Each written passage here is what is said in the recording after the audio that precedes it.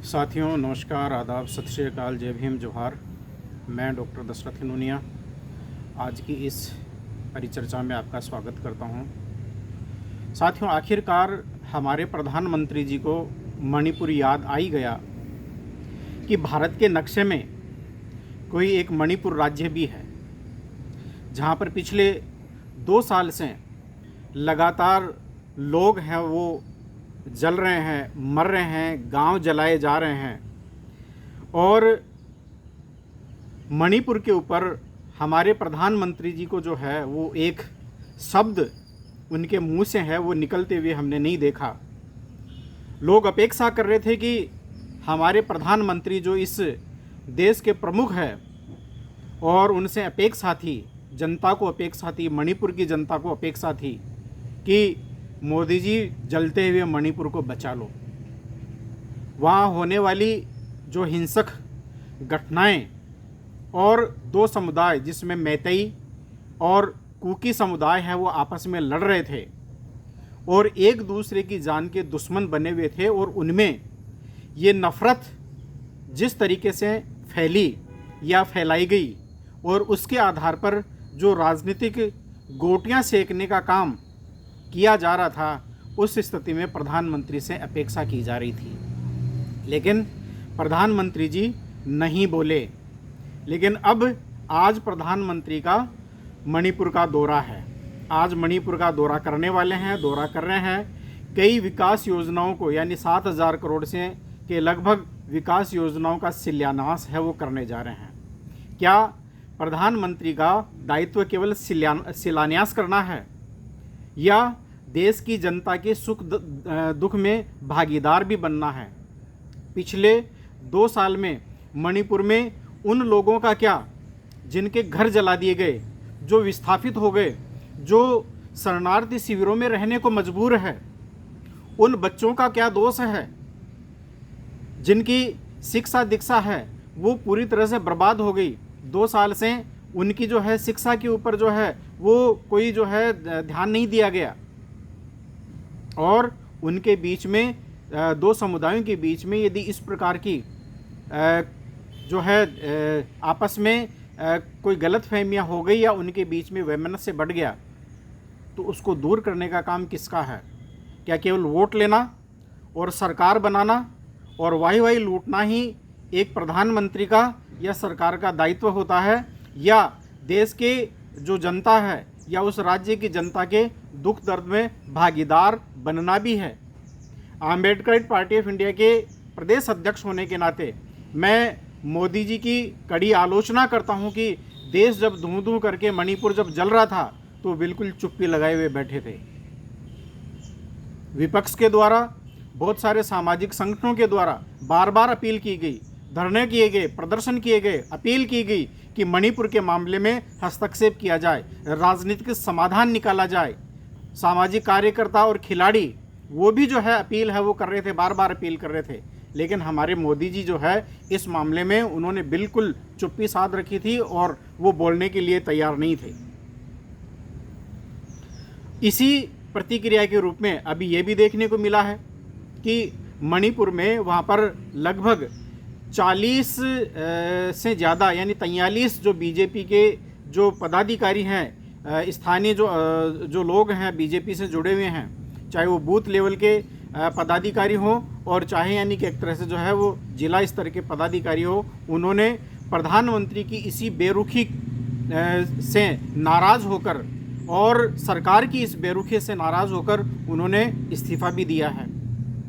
और इतना ही नहीं बल्कि जिस प्रकार से प्रधानमंत्री के द्वारा मणिपुर के मामले में उदासीनता बरती गई, उस उदासीनता का ही परिणाम है कि आज जब मणिपुर में प्रधानमंत्री जी जब दौरा कर रहे हैं तो चारों तरफ जो है वो बैरिकेड लगाए गए हैं। उनकी सुरक्षा के लिए जो है वो 10,000 से ज़्यादा जो है वो सुरक्षा बल तैनात किए गए हैं। और इतना ही नहीं बल्कि 22 IPS हैं वो नियुक्त किए गए हैं, और उसी के साथ साथ में जो पुलिस और फोर्स है वो तैनात की गई है।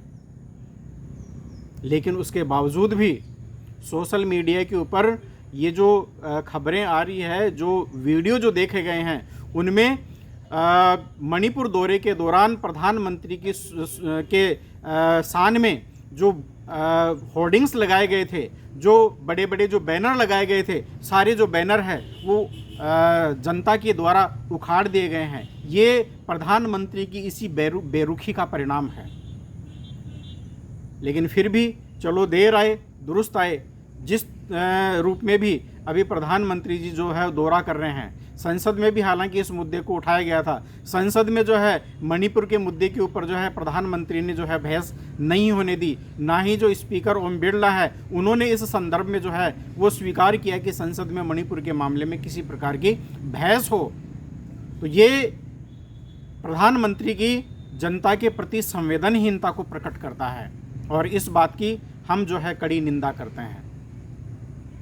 प्रधानमंत्री जी, इस देश को जब आपने प्रधानमंत्री के रूप में संभाला है तो चाहे वो पक्ष हो चाहे विपक्ष हो, चाहे छोटे राज्य हो चाहे बड़े राज्य हो, चाहे वो पूर्वोत्तर के हो चाहे वो पश्चिम के हो, चाहे उत्तर के हो चाहे दक्षिण के राज्य हो, सभी राज्य जो है वो आपके लिए एक सम्मान है।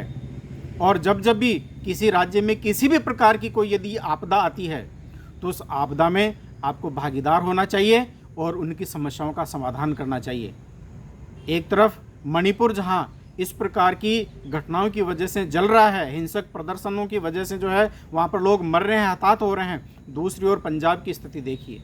पंजाब में जो भयंकर जो बाढ़ आई है, वहां पर लाखों जो लोग हैं वो बेघर बाहर हो गए हैं, विस्थापित हो गए हैं, लाखों की संख्या में मवेशी हैं वो बह गए हैं, ख़त्म हो गए हैं। और वहाँ पर राहत और बचाव कार्य में सरकार की किसी प्रकार की कोई भूमिका नज़र नहीं आ रही है। वहाँ पर भी ऐसा ही देखने को मिला कि जब आप वहाँ पर आपके मंत्री जब वहाँ पर फ़ोटो खिंचाने के लिए जाते हैं, वहाँ पर अपनी सस्ती लोकप्रियता को लोगों के बीच में प्रदर्शित करने के लिए जाते हैं, तो लोग जो है वो आपकी इस सस्ती लोकप्रियता से तंग आ चुके हैं।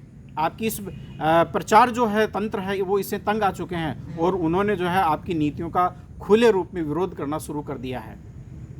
आप अपने संसदीय क्षेत्र बनारस के दौरे पर जाते हैं तो आप जो है प्रतिपक्ष को नज़रबंद कर देते हैं। आप यानी एक अपने दौरे में अपने क्षेत्र के दौरे के लिए जाने पर भी आपको जो है प्रतिपक्ष को नज़रबंद करना पड़ता है। यानी आपने किस प्रकार से अपना अविश्वास है वो इस देश में खो दिया है, ये सोचनीय विषय है। और आम्बेडकर पार्टी ऑफ इंडिया की तरफ से हम कहना चाहते हैं कि प्रधानमंत्री जी, आपको इस देश को चलाने की नीति नहीं आती है, इस देश को चलाने का आपके पास में कोई विज़न नहीं है, इसीलिए लोग हैं वो सड़कों पर है, बेरोज़गार जो है वो रोज़गार की मांग कर रहे हैं। निष्पक्ष आपकी जो चुनाव प्रणाली से संबंधित जो एजेंसियां हैं वो निष्पक्ष चुनाव नहीं करवा पा रही है और युवाओं के साथ में जो है वो आपकी सरकार खिलवाड़ कर रही है।